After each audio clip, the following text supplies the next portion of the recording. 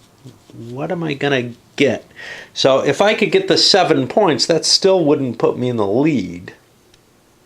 My Germans are going to be up to where they can get it pretty easily.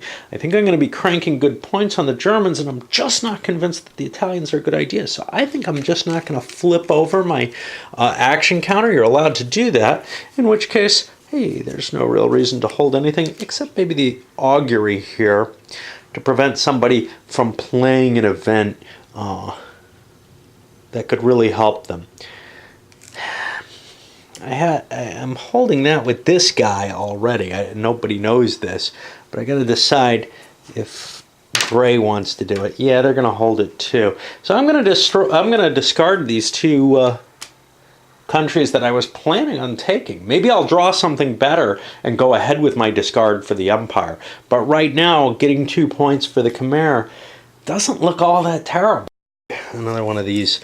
Geez, I found something. So I've got satellites and computing in my hand. That means the Germans are probably going to do a civilized action next turn. Now, what do we get off of those? Well, before I get into that, computing is reliant on radio. So I looked up radio, and I've looked this up before, but I forgot it, of course. They can trace through other empires, and, well, they have better tactical leaders. But I've been doing traces where, I'm trying to skim around places and such, not in order to obtain new religions and such.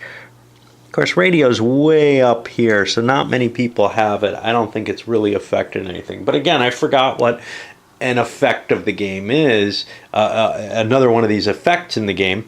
So, I don't know, if the Tang did a civilize, they could have become something that they didn't. I don't know what they'd want to be. They don't particularly want to be Christian. They don't particularly want a religion at this point. Religions aren't necessarily that big an advantage, except for the fact that under the rules as written, you get them for glory when you put that artifact on your counter, even if you didn't play the card for it. But the way I'm playing it, it doesn't work out that way, so there's no real reason to take one on. I don't know about these other things, though. Satellites. Computing, I looked up and immediately forgot it, of course. Or no, I looked up the moon flight or something. I don't know. So I need radio. During trade in progress, I can choose to pick a card from the deck to trade with. Yeah, I looked that up. That's not very exciting. Satellites, every empire is in range. And before I take my action, I can look at other people's cards for $1 per card looked at. I don't know how valuable that is. But the range thing is kind of cool. Also, I don't remember what these are. One's nukes and one's something else. Star Wars. Okay. Those are different units that you can pull there. I think on the other side of the elephants, there's nukes. I don't know if Star Wars is. Yeah. With their abilities, which could be fun as well. We're definitely moving into a period where more and more decisions have to be made and things are more complex. And of course, that stresses me out. Anyway, that's the end of the Destiny phase. So we go to Civilize, see if anybody's got anything there. And this video is running longer than most. Just because, like I said, it's getting more complicated. Usually my games I'm able to step back, but my memory is not good enough. First of all, I don't have the fortitude to stand here and play through a whole turn. Basically, I can play through an action, then I walk away and do something. So I have to come back and talk about each action. And then there's all my cursing and complaining, of course. But beyond that, there's all kinds of new stuff. Or old stuff that is new again, because playing this game is like a terrible case of Alzheimer's. I mean, seriously, this is a game that I feel like to understand it and really make good decisions across the board, it almost has to become a sort of a lifestyle game. Maybe not to the extent that ASL or SFB is, but you really do have to play it a lot more than I think people would play this. for the most part. Obviously, any game could become the fad for a few weeks or for a few months where it's played fairly regularly, you know, depending on how often you play. And that would help.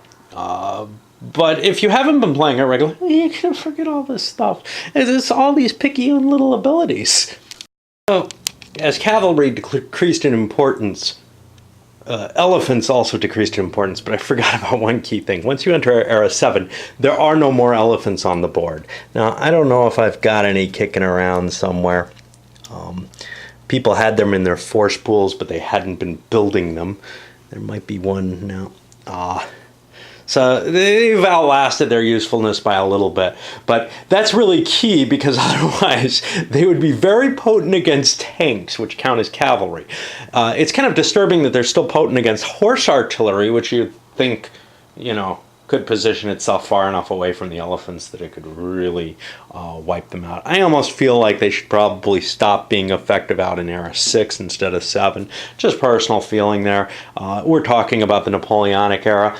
Man, people tried to use elephants. They used them in World War II. Hell, Burma. But not in combat. You know, I cannot imagine that they would be terribly useful against English Tommies. But the one thing that they would be useful in is still scaring the cav. And, well, especially when you're facing other less technological societies, I guess it makes sense to keep them on the board. They do become less valuable as the game progresses anyhow, even before they just get knocked off the map. But they'd be pretty damn impressive if they could turn tanks into zero. So the Satavahan Indians are gone. That's the first thing. I did not remove my Khmer. I looked at my cards and I got nothing. But I think they're the better choice. The only thing with Italy is, you know, there's some rich territory down here that I could compete with blue over. But I think I'm doing better keeping an existing empire. I think we're getting close to the end here. With 2 countries now in Era 7, I don't know. You know, because in a couple of turns I could probably make up the points. But yeah, it's not obvious. Then the English got away with the expanded glory, and I finally played it correctly. I doubled the glory numbers on the card. That ended up giving him a point more than just doubling his glory. It probably didn't make much difference to play it the other way, to tell you the truth.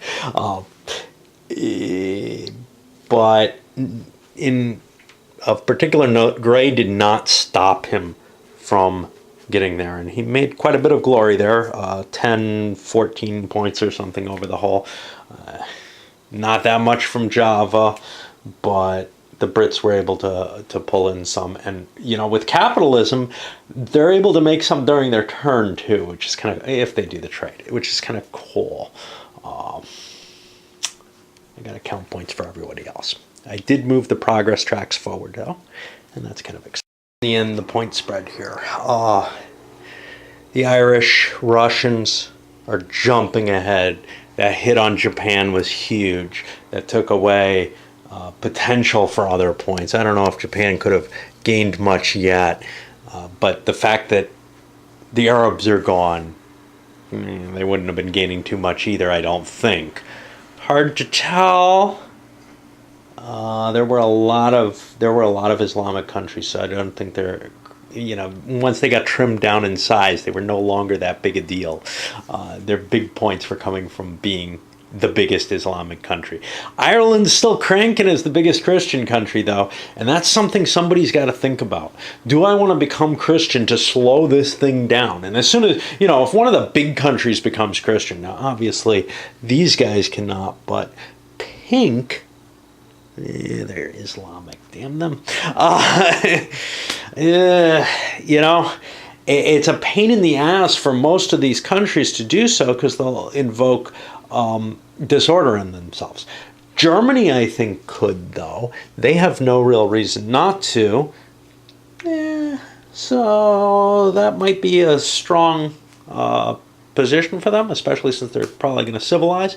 I got to try to remember that. That'll cut at least 1 point off the Irish, but still, they're still making 2. You know, it's got to be more than one person to bring them down, and that's going to be tough to do. Mainly because people have cities. If you have a religious leader, are you voided from that? Because somebody does. I know these leaders do something, right? No, I don't think it helps. You're immune to the religious strife. Okay. So that's not going to help either. Let's take a look at the points.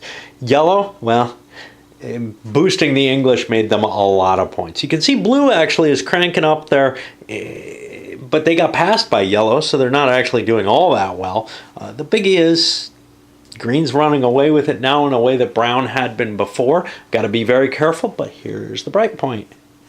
Green's way back here. They're in no position, unless they discard an empire, to end this game. So, yellow, 7 points. It's not going to do it for them, so they're not going to end it. So, we're gonna see it go on for a little bit longer, obviously. Brown is getting close with their Japanese, but they've got to do some expansion. It's going to be a few turns for that as well. All right, well, on to another turn, and we just keep going with this thing. I just might as well use up some more video here. It's going to take forever to video or to process. So, they just keep going with this thing. This is not what I was buying into when I started playing this game. I did not realize, some people were claiming, hey, it's a monster game. And I'm like, come on, man. It's like History of the World. I understand. It may be a 15, 20-hour game at the most. I was thinking more like 12, actually, that it would be just, something that you probably could finish in a long session. Maybe it's the way I'm playing it. But this is beginning to feel quite long. I think about that 20-hour point probably. It's no EU. But it's taking the kind of time that I don't know. Maybe something like Victory Games Civil War took me, or some other moderately long games. I just was not expecting this much out of this one. The type of game that it is, I don't know if a game like this should be this long. That's disturbing to me in some sort of way. Although I'll tell you, I can think of another one that I really like, and this one might come up there, and that's Warlords China in Disarray. That, is kind of like a fairly simple seeming game, but it just eats up time in a way that maybe seems a little unreasonable.